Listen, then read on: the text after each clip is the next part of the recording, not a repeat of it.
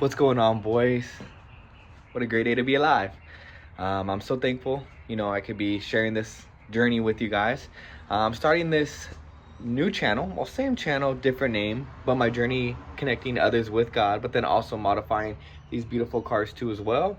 So on this journey, I just hope I could help others connect with God himself, and then also just enjoy the content that I'm putting out.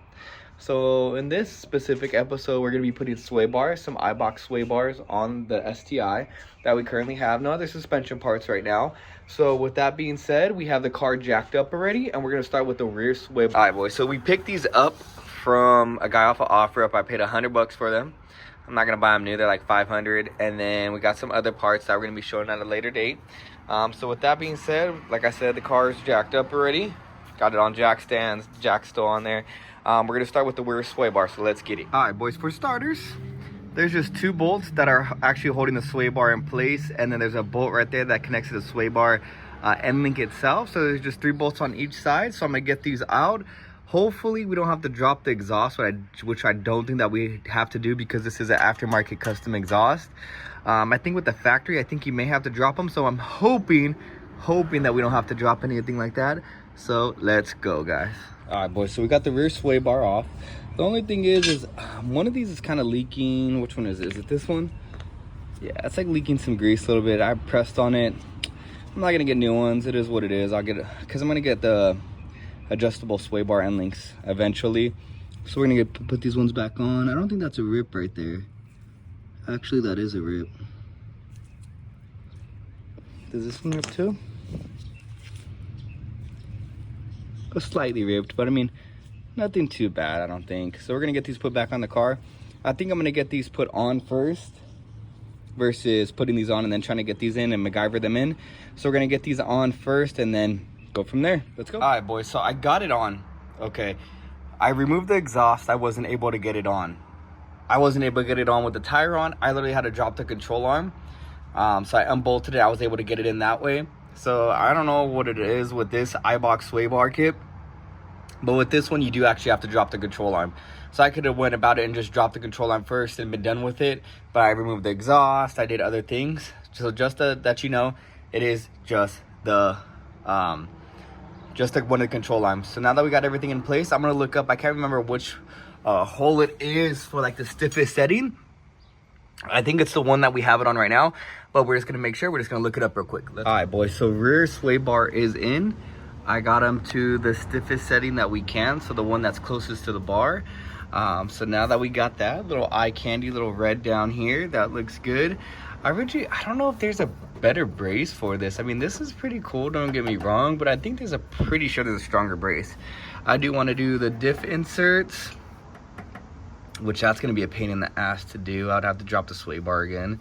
And then I want to do the diff cross member right there. But for now, we're going to go to the front and we're going to get started on that front sway bar. This one kind of took longer than I expected. I honestly thought this one was going to be super easy. But other little things, got to drop the exhaust, the control arm, all that good stuff.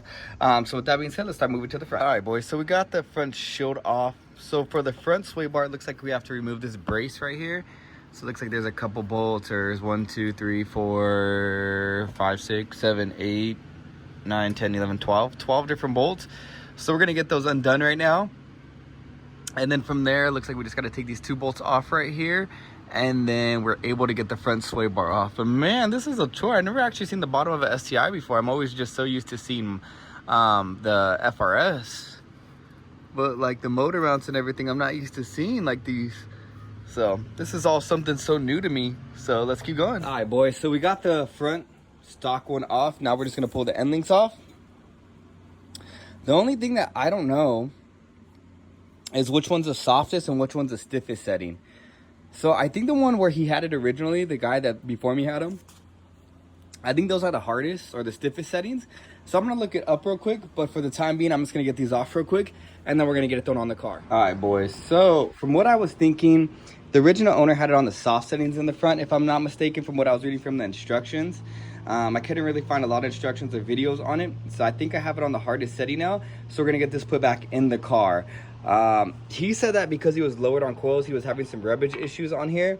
We're not on coils, we're on stock height. So let's see if we can get this sway bar on now. I don't remember which way I got it off, but I mean, that's the fun part. All right, boys, so I was wrong. They do go where the original owner had them. Those are the stiff mounts or the stiffest settings. So we're gonna get these fixed real quick. Just a quick little drop and swap. All right, guys, so we got the sway bar on. He said that he was hitting something. I don't understand what he could be possibly hitting to grind this down enough into the actual sway bar itself. That makes no sense. The only thing I can think of is a tie rod. Unless he was cambered, maybe. I honestly don't even know how he even grind this down, unless he didn't even have the sway bar on correctly. I'm not even too sure, to be honest, guys. Maybe he had it over the tie rod, maybe. I don't even know. Honestly, I don't know if that's even possible. But yeah, so anyways, the thing is on, guys. Now we're just gonna get the splash shield back on, and then we're good to go. All right, boys, so we got the sway bars on. I don't even know if you can see them from underneath here. I know you can't see that one, but let's go check out the one in the back. So the one in the back, you can see it right there. Let's go. I love the red axle. All right, boys, I'm a little dirty right now, I'm not gonna lie. Whew, it's been a minute since we actually worked on something. Been busy with life, work, family. So it's nice to get back out here. At first, man, I'm not gonna lie, I didn't want to do it. I didn't want to do it at all, but the end result's worth it, you know what I mean? So got the sway bars on. I did not like how the car actually handled. So with that being said, I hope these sway bars can make a difference, and we will do a test review on another day. But for that's it. Just know, put a God always first, and from there, let's get it.